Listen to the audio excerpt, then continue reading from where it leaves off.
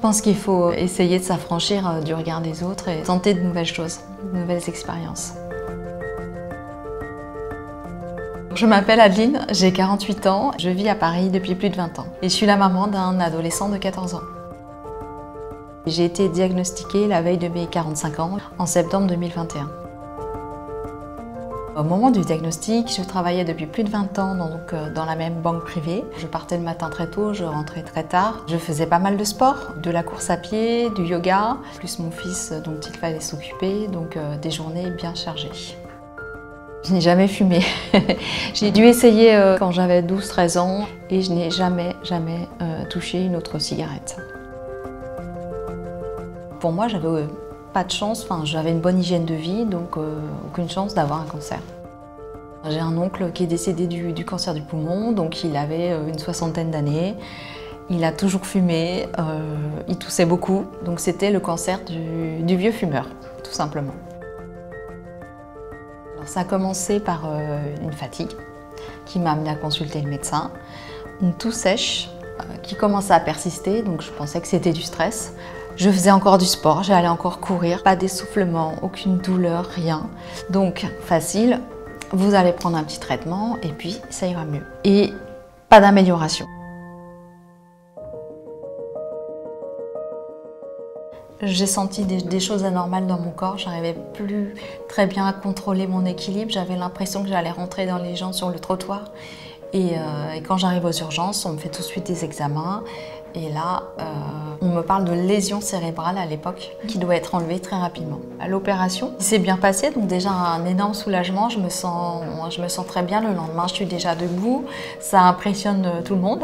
Mais je vais perdre mon autonomie à ce moment-là, puisque le cancer est toujours là et continue d'évoluer. Et ça, je vais en prendre conscience après. Je pense qu'il faut savoir écouter son corps et moi je n'ai pas su écouter mon corps, je reconnais que... Et c'est pas parce qu'on est jeune qu'on ne peut pas être gravement malade. Même à 25 ans, on peut avoir un cancer du poumon sans avoir fumé. Il n'y a pas d'âge, il n'y a pas d'âge.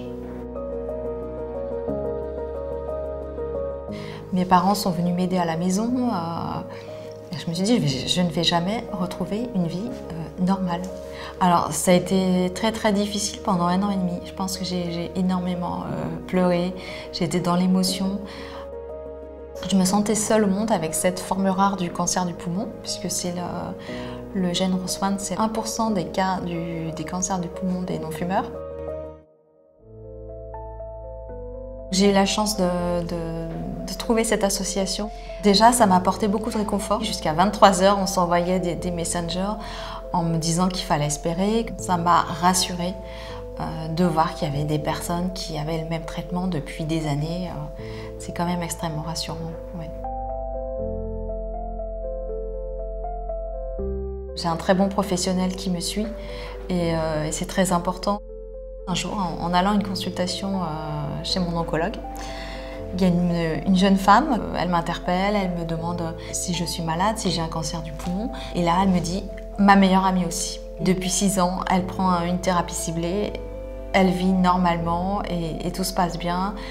Et là, ça m'a apporté une bouffée d'oxygène et d'espoir surtout. Et je me suis mise en quête d'une coach positive. Je me suis dit, c'est ça, il faut du positif dans cette maladie. Il ne faut pas rester dans les larmes, il faut sortir de ça, de cette spirale négative, apporter cette vague de positif dont on a tous besoin. Et puis, j'ai fait une rencontre avec une sophrologue.